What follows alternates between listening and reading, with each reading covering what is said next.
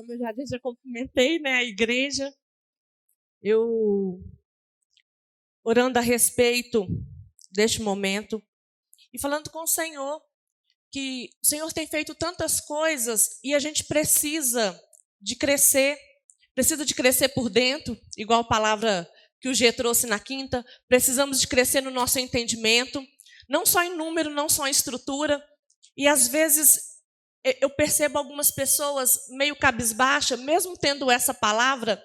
Eu queria começar lendo com vocês Isaías 40.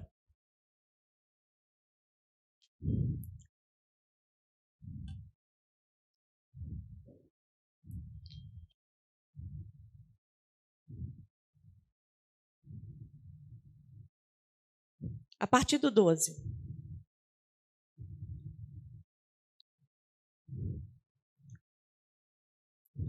Quem mais poderia ter na concha das suas mãos mares, oceanos?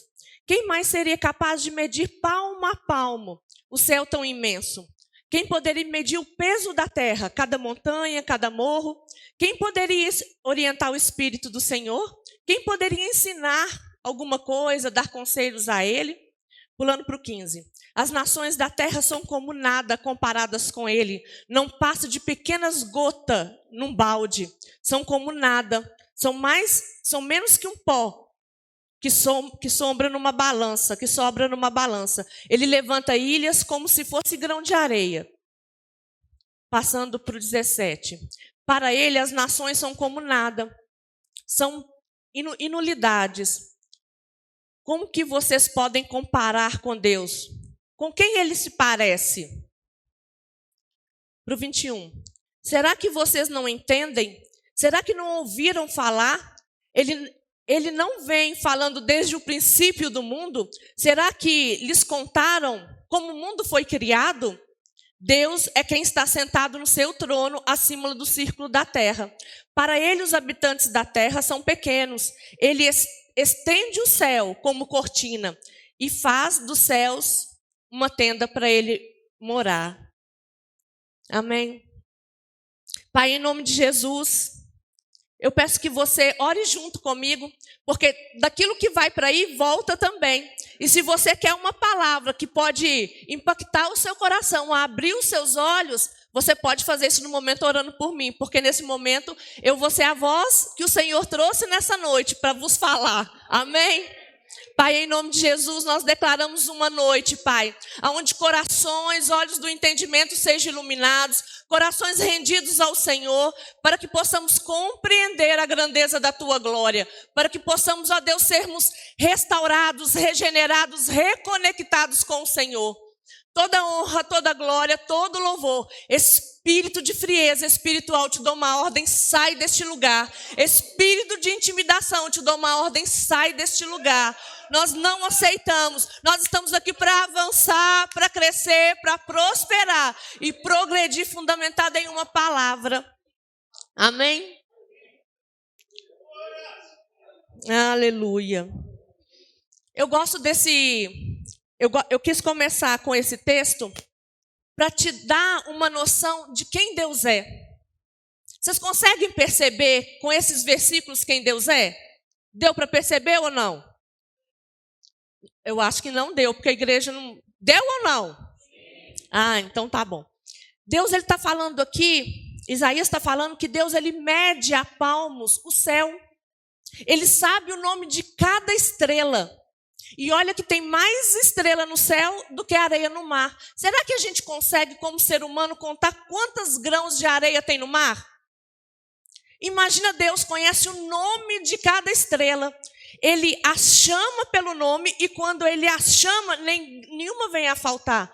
Porque ele é grande em força e ele é forte em poder. Você imagina a dimensão do Deus que você serve? Você pode estar indiferente nessa noite adorando um Deus deste tamanho? Nós não podemos estar indiferente. Nós temos que vir para a casa do Senhor muito mais para dar adoração, dar louvor, render, do que para pedir. Porque como foi dito aqui, quando nós cremos no Senhor, quando nós declaramos a palavra, é as bênçãos que vai nos alcançar. A gente vive um tempo de bênção e não mais de milagre. E eu vou mostrar para vocês por que eu estou falando isso. Por que nós vivemos de bênção e não estou falando que os milagres acabaram não, entenderam, igreja? Amém? Faz sentido isso?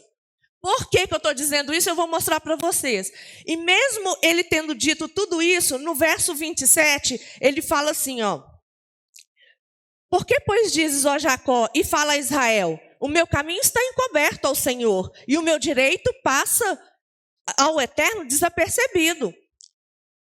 Olha só, com todas essas palavras que dizem sobre a grandeza do Senhor, aqui tem duas coisas que ele questiona: a indiferença de Deus e a injustiça, como se Deus não agisse com justiça ali. E eu vim te dizer essa noite que Deus ele não está indiferente à sua causa, que ele não é injusto com a sua causa. Amém, igreja? Eu pensei que você fosse se alegrar mais com isso, porque o Senhor ele não está indiferente com a sua causa. Ele ouve o seu clamor, ele ouve o desejo do seu coração. Então eu peço que abra o seu coração. Não vem para o culto para dormir na cadeira, não vem no culto para reparar o irmão, vem ao culto para cultuar. Nós viemos ao culto para adorar. Nós viemos ao culto para bem dizer o nome desse Deus que acabou de falar aqui. Você imagina, o homem pecou, desconectou com Deus, Deus deixou a sua glória, se fez homem, não julgou com usurpação ser igual a Deus, veio como homem para resgatar aquele que estava perdido. Aquele que não tinha mais jeito. Às vezes nós pensamos assim, não tem mais jeito para mim. Deus manda te dizer nessa noite que tem jeito.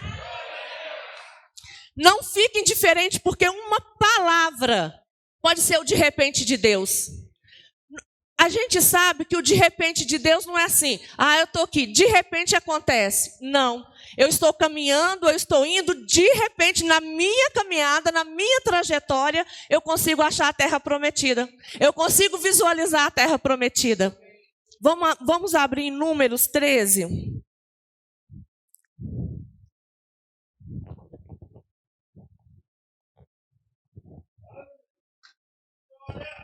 Aleluia. Como eu disse, eu orando ao Senhor, Ele me deu uma palavra.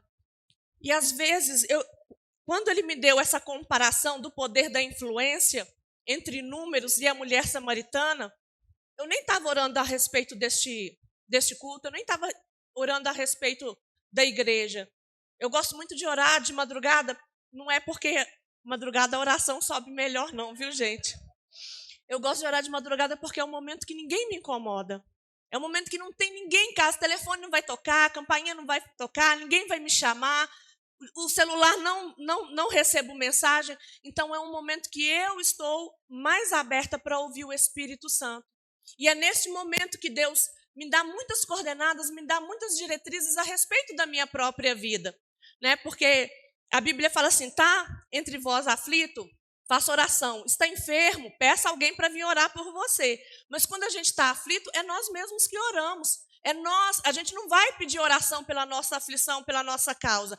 A Bíblia manda nós orarmos. Quando a gente é novo na fé, quando a gente é neófito, está tudo certo. Tá? Tem que pedir direção mesmo, tem que pedir uma palavra, porque ainda não conseguimos ainda ouvir na sua totalidade a voz do Senhor. Porque tem muitas vozes no mundo. E discernir a voz do Senhor é muito difícil, às vezes, no princípio. E eu orando a respeito dessas coisas, eu já tinha colocado no meu coração de falar de Números 13. Por que eu disse que a gente não vive mais de milagres? Porque o milagre não nos faz ter intimidade com Deus. Porque, olha só, em Números 13, a gente vai ler, vou começar aqui, 13:1. Disse o Senhor a Moisés, envia homens que espiem a terra de Canaã, que eu hei de dar aos filhos de Israel. De cada tribo, seus pais, envia um homem, sendo cada qual príncipe entre eles. Então, veja bem, em Números 11, veio de uma murmuração. O povo saiu da terra prometida, saiu do Egito para ir para a terra prometida. Quantas pragas houveram para que eles pudessem sair? Alguém sabe quantas pragas? Houveram 10 pragas, só aí já foi milagre. Para conseguir tirar aquele povo do Egito, você imagina, a mão de trabalho, o poder de trabalho estava todo lá. Eram milhares e milhares de pessoas que teriam que deixar lá. Então, ao longo dessa caminhada, só houve murmuração. Houveram vários milagres. Aí, em Números 11, vem falando que o povo reclamava que sentia falta da cebola. Quantas vezes nós nos convertemos e é um processo entre nós converter e Deus nos libertar totalmente? Há um processo nisso, nós começamos a sentir falta e achando que no mundo era mais fácil. Quem já passou por isso? Poucas pessoas, mas enfim, assim, é porque quando a gente está no mundo, a gente vive a vontade de Satanás. Ele faz, a gente faz a vontade dele e não tem oposição. Quando nós viemos para o reino de Deus, nós somos submetidos à palavra. Então, deixar uma mentalidade de fracasso, às vezes é difícil. Deixar uma mentalidade de prostituição, porque tudo começa na nossa mente, não é da noite para o dia. Né? A pessoa passa o dia inteiro vendo pornografia. O que ela vai pensar? Em pornografia. A pessoa fala o dia inteiro falando mal do outro. Na hora que chega aqui no culto, vai conseguir adorar o Senhor? Vai estar pensando no outro. Então, é muito mais uma mentalidade, é muito mais um processo, porque quando nós cremos e recebemos do Senhor, a gente precisa menos de milagre, porque a gente vive mais as bênçãos do Senhor. Se eu tenho saúde, eu preciso de orar por saúde divina? Se eu sou próspero, eu preciso de orar por prosperidade? Eu gostaria que a igreja me ajudasse. Nossa, todo mundo tão desanimadinho, tá ruim, gente. Vão me ajudar, porque vai ficar melhor. Eu vou terminar rapidinho, eu prometo, tá bom? Todo mundo ajuda e a gente vai caminhando junto, construindo um pensamento. No final dá tudo certo. Amém? Aí chega no capítulo 12, rebeldia. Miriam se rebela contra Moisés, falando mal do pai. Falando que Deus fala só com ele. Aí Deus intervém e fala assim, não, com muitos eu falo, mas com ele eu falo face a face. Quem defendeu Moisés? Deus. Então não precisa, quando o outro falar mal de você, de se defender. Porque você tem um advogado. Agora eu estou gostando, agora nós vamos começar. Isso aí, agora nós vamos começar. Ué. Então, assim, nós não precisamos, porque nós já temos um advogado diante do Pai. Porque a acusação já basta Satanás. Porque ele tem este papel e é o papel dele e ele vai fazer isso mesmo. E Miriam, ela foi punida, ela ficou um tempo fora. Eles não puderam andar enquanto ela não foi curada. Porque ela se rebelou contra uma autoridade. Quando nós falamos mal de uma autoridade, nós falamos mal do próprio Deus que instituiu essa autoridade. Quando falamos mal do pastor, nós falamos mal do próprio Deus, porque foi ele quem estabeleceu. Quando falamos mal de um filho de Deus, falamos mal do próprio Deus. Quem é que gosta que fala mal do seu filho? Ele pode ser até levado. A gente corrige, a gente bate, né? Não pode falar isso, né? Não, a gente só corrige. Mas o outro falar mal pode? Não pode. A gente não gosta. E a mesma coisa com Deus, somos filhos, somos irmãos. Então não devemos ter essa picuinha, né, de um falar mal, vislumbrar essas coisas. Aí vem descrevendo.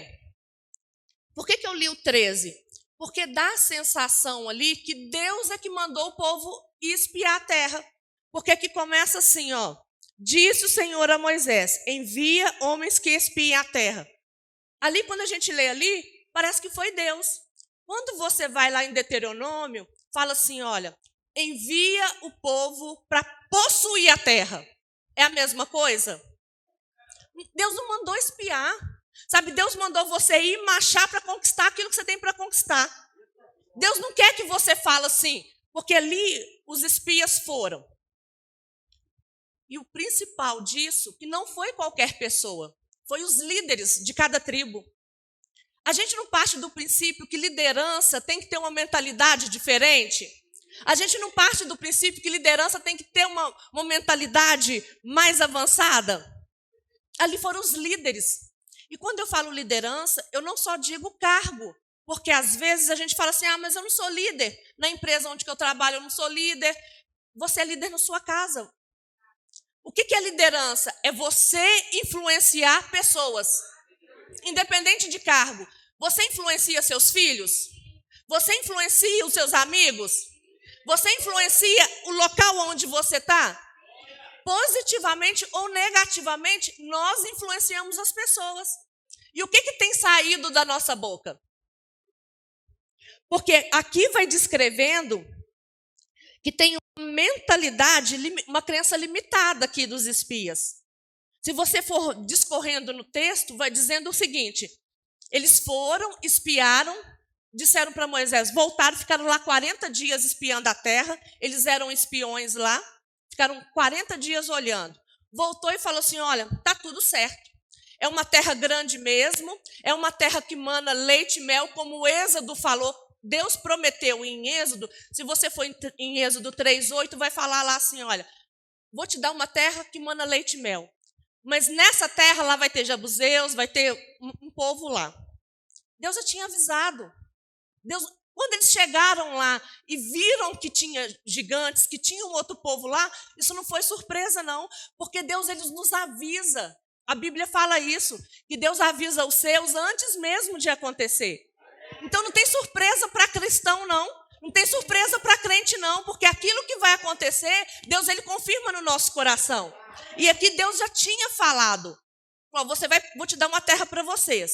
Por quê? Porque o povo estava chorando lá no Egito, que era escravo, que era massacrado, e Deus ouviu o clamor e atendeu e tiraram eles de lá.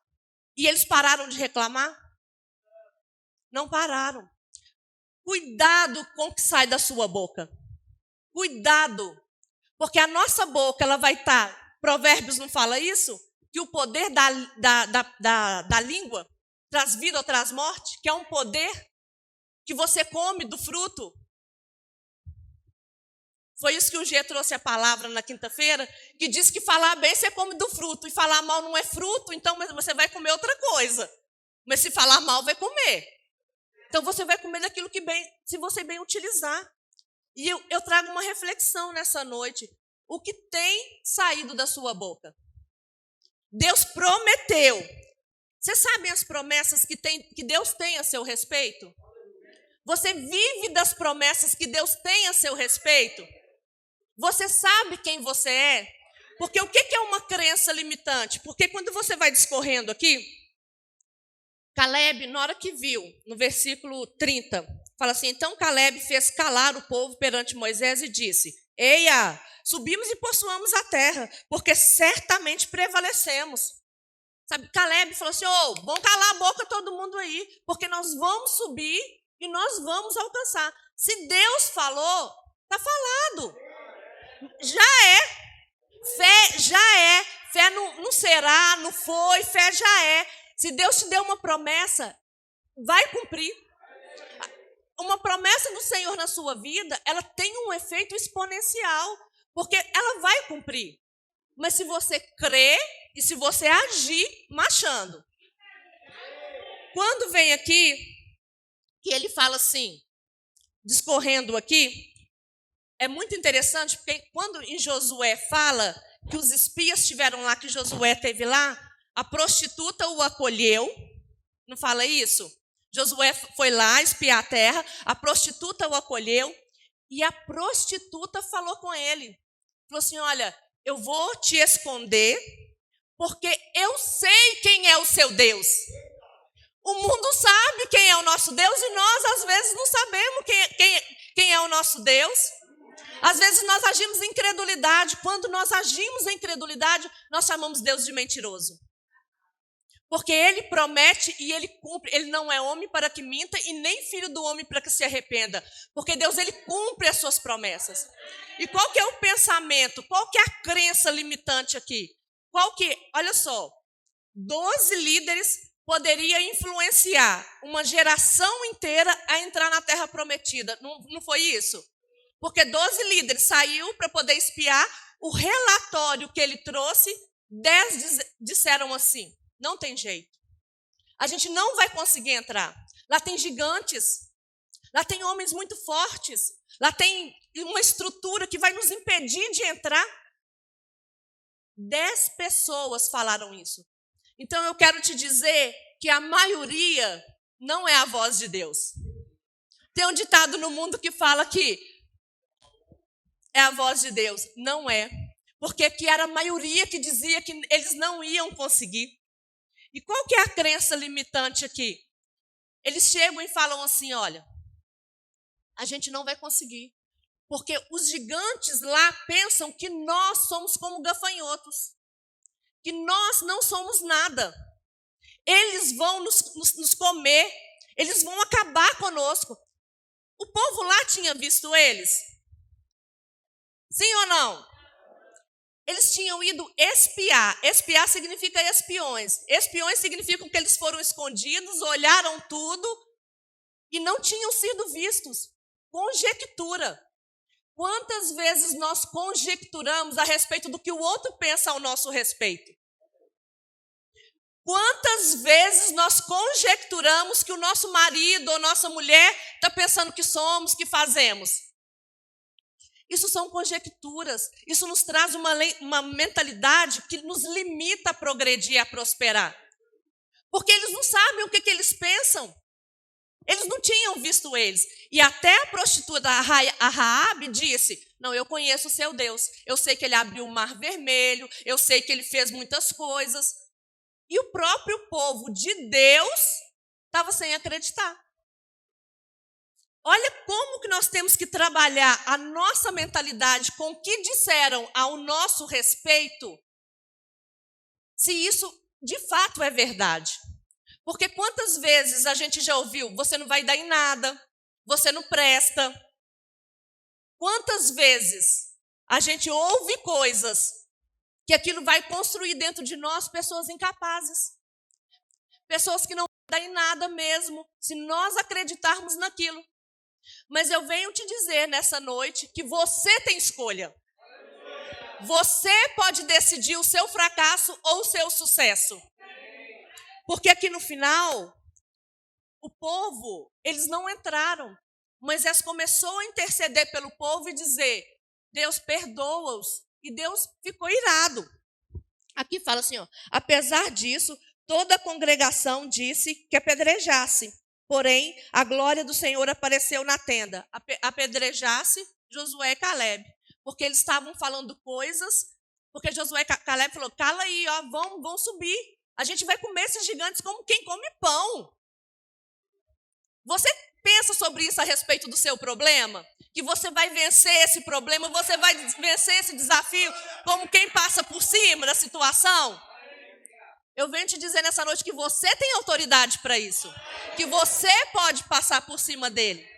Só que se nós ficarmos olhando a voz do problema, a voz da falta de recurso, a voz da falta de emprego, nós vamos entrar na crença limitante. Aí nós vamos influenciar aqueles que estão ao nosso redor também com crenças limitantes. E qual que é a influência que você tem exercido às pessoas que têm estado ao seu lado? Porque tem pais que influenciam seus filhos a ter medo. Eu estava ouvindo esses dias um audiolivro, ele fala assim que a estratégia de Satanás, que ele não precisa nem de fazer muito não, que dentro das próprias igrejas coloca muito medo a respeito dele e ele atua no medo.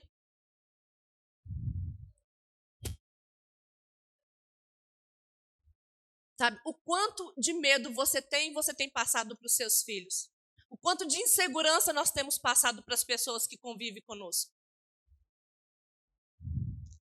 Aí a glória do Senhor apareceu na tenda da congregação a todos os filhos de Israel. Disse o Senhor a Moisés: até quando me provocará esse povo? Até quando não crerá em mim a despeito de todos os sinais que fiz no meio dele? Os milagres fizeram com que aquele povo crescem nas promessas de Deus? Foram muitos milagres. Quantos milagres Deus tem feito na sua vida e qual tem sido o retorno seu para com Deus desses milagres? Porque muitas vezes nós recebemos também muitas bênçãos e essas bênçãos a gente nem consegue valorizar. Porque um dia abençoado, livramentos de acidente, coisas que a gente tem que normalmente a gente não consegue ver, mas que a gente sabe que teve uma intervenção do Senhor ali. Como tem sido a nossa gratidão para com Deus em relação a isso?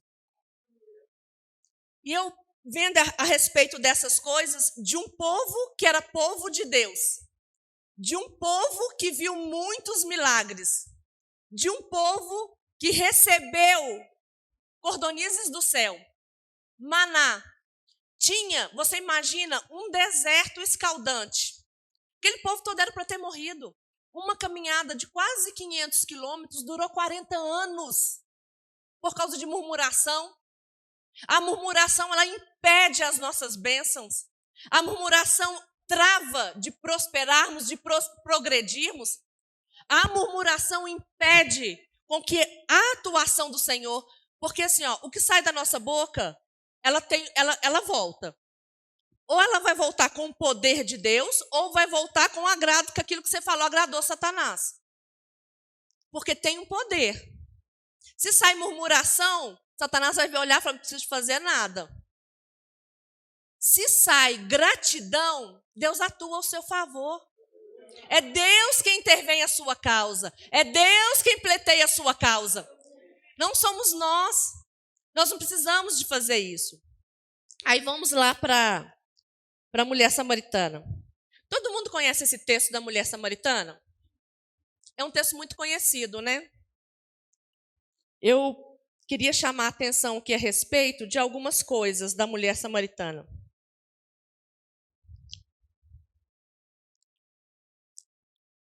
É 4:3.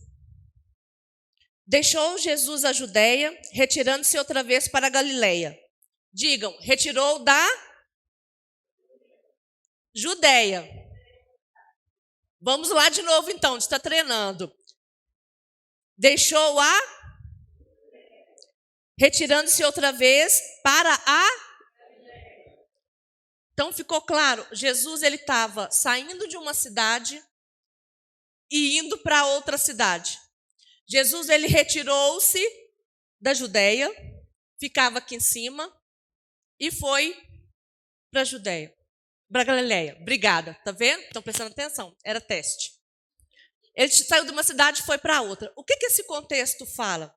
Que tinha uma mulher no poço, retirando água, e Jesus, ele saiu de uma cidade e foi para outra. No meio do caminho, tinha um tropeço, no meio do caminho, que era Samaria. Quem sabe a história de Samaria? Samaria era um povo que eles não se davam com os judeus. Você imagina 700 anos de rincha. Tem uma historinha que fala assim que a mãe, ela cortava sempre o pernil e colocava no forno. Vocês conhecem essa história? A mãe sempre cortava o pernil e colocava no forno. Era a bandeja dela era grande, mas era o pernil. Aí ela perguntou assim, por que você corta esse pernil? Falou assim, minha avó fazia isso. Aí, minha mãe fazia isso. Aí ela foi lá na mãe. Ô mãe, por que você corta? Eu falei, não sei, sua avó fazia isso. Aí ela foi lá na avó. Aí ela chegando lá na avó, falou assim, avó, por que você cortava o pernil? Ela falou, meu forno era muito pequenininho, não cabia não, eu tinha que cortar o pernil. O que eu quero dizer com essa história? Era a mesma coisa os samaritanos e os judeus. Com 700 anos de rixa, às vezes eles nem sabiam por que um não gostava do outro, porque era tanto tempo, era tanta coisa que aconteceu, porque 700 anos é muito tempo. Aí o povo não se davam, os samaritanos e os judeus. Eram 700 anos de briga, de rincha. E você imagina, se os judeus comessem nos talheres que os samaritanos comessem, era 40 dias fora do arraial para purificação. 40 dias sem adorar o Senhor para poder se purificar. Conseguem compreender o grau de rincha entre um povo e o outro? Porque quando fala assim, Jesus estava no poço falando com a mulher samaritana. Beleza. mas a gente não tem dimensão daquilo que significa. Porque quando Jesus pediu água para ela deu água para Jesus em quê? Era uma vasilha que tirava a água do poço, que ela tirava uma cuia e dava para Jesus. E Jesus bebeu. Jesus era judeu e ela era samaritana. Ali tem duas coisas numa frase que não combinam: mulher e samaritana. Por isso que ela espanta quando Jesus pede para ela, me dá água. Ela virou e falou assim, mas você está conversando comigo que sou mulher e samaritana? Duas coisas que não combinavam, porque a oração dos judeus era assim, ó, Senhor, muito obrigada por me ter feito homem e não mulher. Para você ter uma ideia do grau de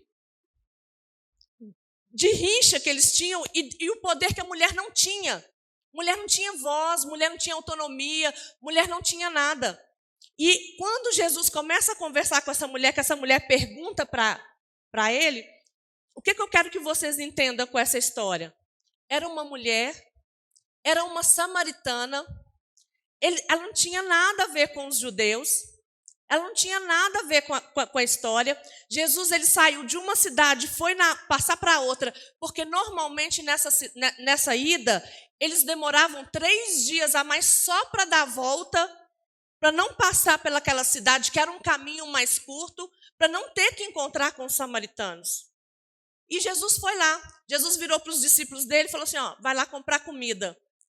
Não explica o motivo que ele mandou, mas eu tenho na minha mente que eu vou ter que explicar demais, que eu vou ter que conversar com uma mulher ainda samaritana. Vou ter que explicar demais. Então vai lá e compra comida. E Jesus ficou a sós com ela. Um homem a sós com uma mulher. Ela pegava água ao meio-dia. Não era costume as mulheres buscarem água ao meio-dia. Porque você imagina, num lugar daquele, com o sol daquele, era o pior período para buscar água. E ela estava ali ao meio-dia. Aí quando Jesus diz para ela assim, você teve 5 maridos, o que você tem não é seu. Ela, você é profeta? Está sabendo a minha vida? Não vou entrar no mérito se os 5 maridos ela era uma prostituta ou se era viúva, porque há 2 linhas teológicas aí que não vêm ao caso, mas Jesus falou a respeito da intimidade dela. Jesus foi direto ao alvo, porque quando Jesus tem uma palavra para a gente, ela vem direto ao nosso coração. Ela fala conosco, independente de quem somos, independente do que podemos, porque o povo no deserto, que era um povo que viu muitos milagres, eles influenciaram uma geração a não entrar na terra prometida e nem nas promessas. Uma mulher, que era uma mulher samaritana, era mulher e samaritana, olha o que ela fez. No versículo 28. Quando a mulher deixou o seu cântaro, foi à cidade e disse àqueles homens, vinde comigo e vede um homem que me disse tudo quanto tem feito. Será este homem porventura o Cristo? Saíram, pois, à cidade e vieram ter com ele. 39. Muitos samaritanos daquela cidade creram nele, em virtude do testemunho que a mulher que anunciara. Ele me disse tudo o que eu tenho feito.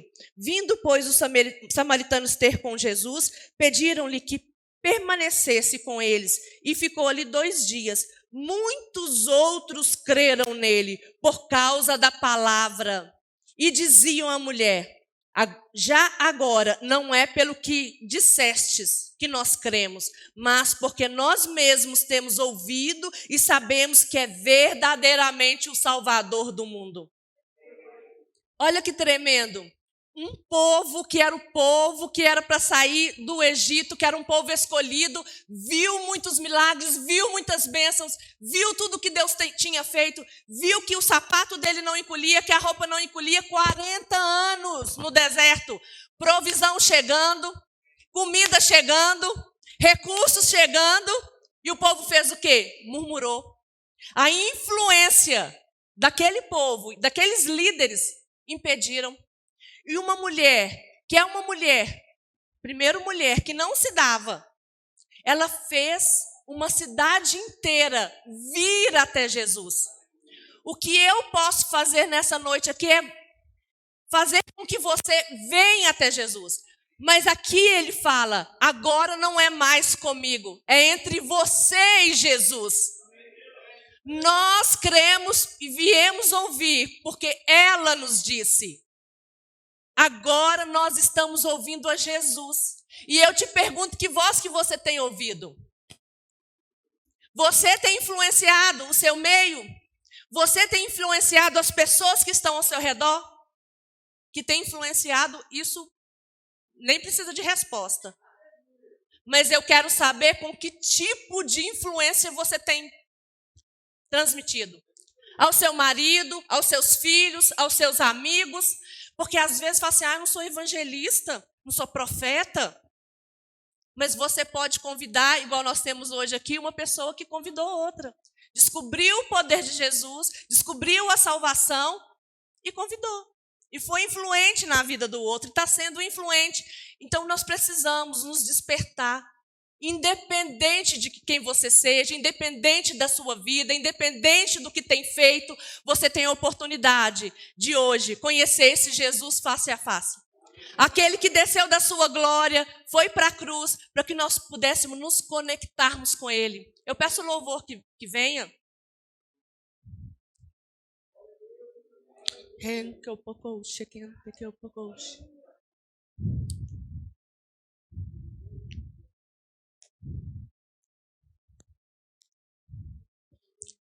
Eu quero te dizer, para finalizar, que você é essa luva. Pode tocar, tá? Nós somos assim. Isso aqui é Deus.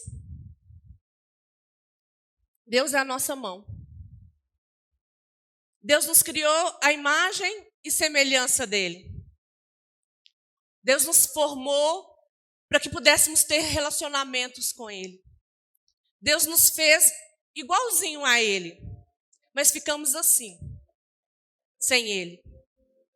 Procuramos nos encher, às vezes na prostituição, às vezes nas drogas, às vezes com pornografia. Nos sentimos assim, ó. O que de fato nos preenche? Nada no mundo vai te dar um prazer maior do que